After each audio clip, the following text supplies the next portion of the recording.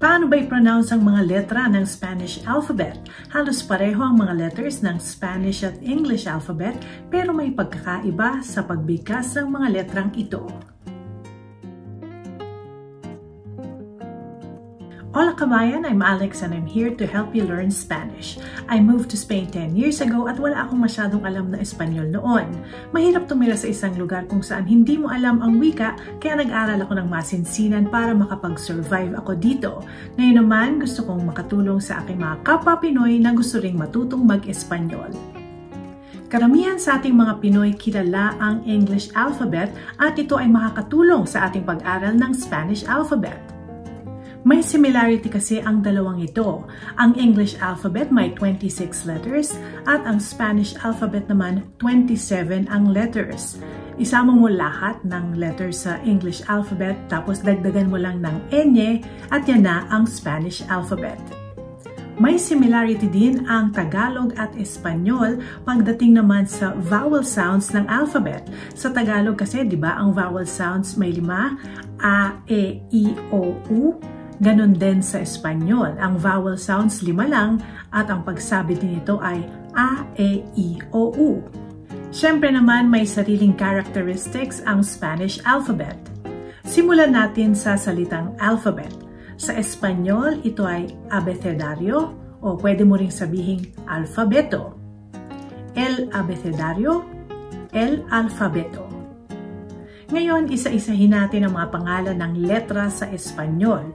Kumbaga kung kailangan nyo mag-spelling, ito yung mga kailangan nyong sabihin.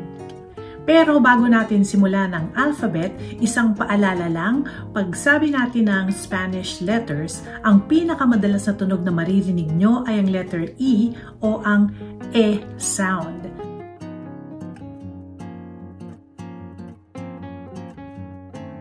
Kasi diba sa Tagalog, pag sinabi natin yung alphabet, ang pinakamadalas na tunog na maririnig natin ay yung sa letter A, yung A, diba? Sabi nga ng kanta ni Florante, abacada, egahaila, diba? Puro A sound yun.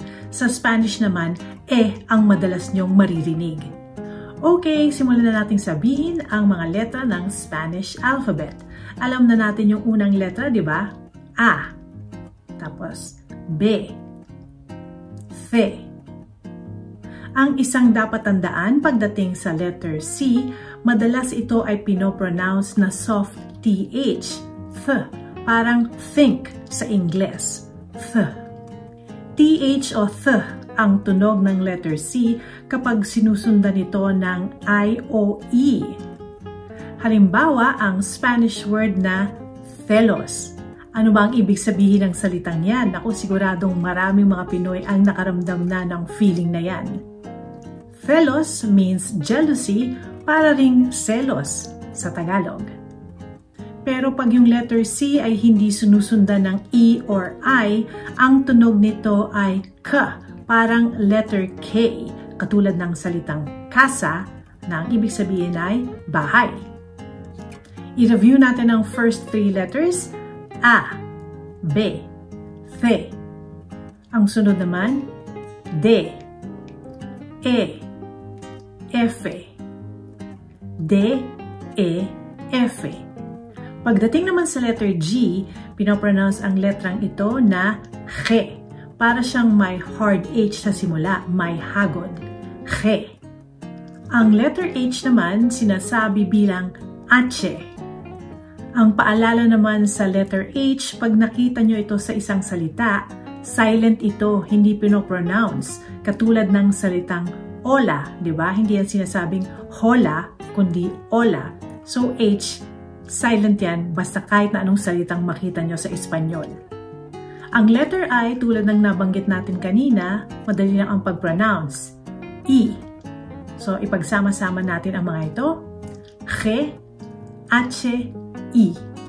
Ang letter J naman sinasabi bilang J.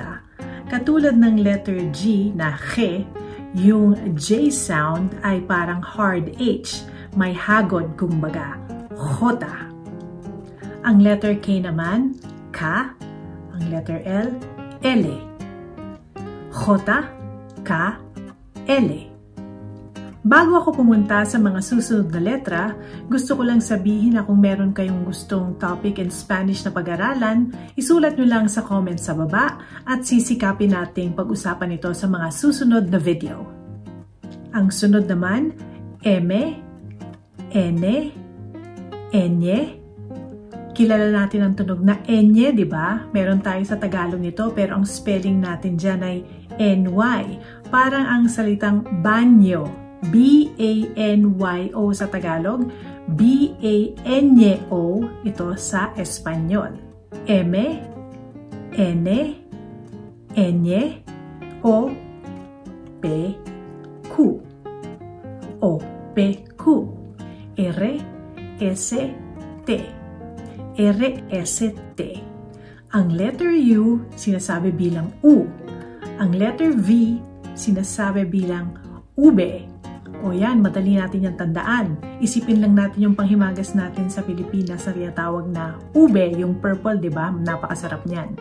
Dito kasi sa Espanya, wala yung V sound. So kahit na ang spelling no na U-V-E, ang pagsabi nito ay ube, parang ube nga natin.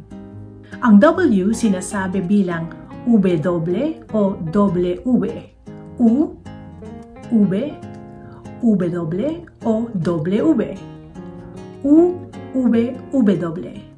The letter X is X. X. Y is Y. Ang literal meaning nito ay Greek version ng letter I. Griega means Greek, kaya Y. Z is theta. X, Y, theta.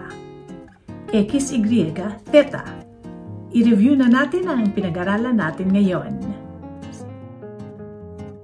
Say the alphabet in Spanish. A. B. C. D. E. F. G. H. I. J. K. L. M. N.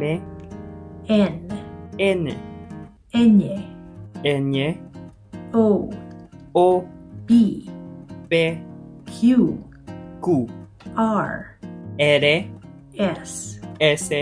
T. U. V. W. or W. X. Y. Z. Z. Kung gusto mong matuto kung paano magpakilala ng sarili in Spanish, panoorin mo ang video na ito.